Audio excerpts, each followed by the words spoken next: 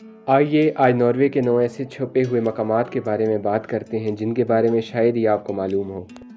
Number 1، باکسٹیڈ guard.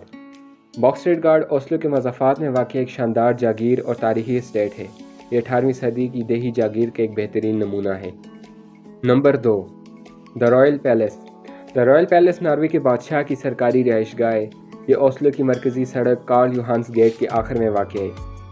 یہ عمارت ملک کی آزادی کی علامت ہے۔ اگرچہ محل ہمیشہ عوامی دورے کے لیے کھلا نہیں ہوتا، لیکن آپ ہر روز ہونے والی گارڈ کی تبدیلی کی تقریب دیکھ سکتے ہیں۔ Number 3، Oslo city hall. Oslo city hall ایک متاثر کن عمارت ہے اور ایک اہم نشان ہے۔ اس عمارت میں ہر سال نوبل امن انعام کی تقریب بھی منعقد ہوتی ہے۔ اس کا اندرونی حصہ اپنی بڑی پینٹنگز اور فن پاروں کے لیے مشہور ہے، جو نارویجن تاریخ اور ثقافت کو دکھاتے ہیں۔ نمبر 4، دمسٹریڈ۔ اوسلو کے وسط میں واقع ایک دلکش پتھروں والی گلی ہے۔ یہ 19ویں صدی کی اچھی طرح سے محفوظ رنگین لکڑیوں کے گھروں کے لیے مشہور ہے۔ اس گلی میں چلتے ہوئے ایسا لگتا ہے جیسے آپ وقت میں پیچھے چلے گئے ہو۔ Number 5، campaign. ایک تاریخ اور دلکش رہائشی محلہ ہے جو اپنی منفرد خصوصیات کے لیے جانا جاتا ہے۔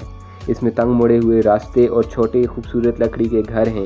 ایک وقت میں یہ مزدور طبقے کا علاقہ تھا۔ Number 6، Vigeland park. Vigeland park دنیا بھر میں مشہور مجسمہ پارک اور اوسلو کے سب سے مشہور مقامات میں سے ایک مقام ہے۔ نمبر 7، لنڈویا۔ لنڈویا اوسلو کے جزیروں میں سے ایک ہے جہاں شہر کے مرکز سے کشتی کے ذریعے آسانی سے پہنچا جا سکتا ہے۔ یہ اپنی پرسکون فضا، ہریالی اور چھوٹے رنگین کیبنز کے لیے مشہور ہے۔ نمبر 8، بوٹانسک ہاگے۔ اوسلو کا نباتاتی باغ اور قدرتی تاریخ کی میوزیم کا حصہ ہے۔ یہ شہر میں ایک پرسکون نخلستان ہے جس میں دنیا بھر کے پودوں کی وسیع اقسام موجود ہیں۔ نمبر 9، تھیلتھوس باکن۔ ایک خوبصورت تاریخی گلی ہے جو پرانے ایک چرچ کے قریب واقع ہے۔ یہ دلکش روایتی لکڑی کے گھروں اور رنگین باغوں سے گھری ہوئی ہے۔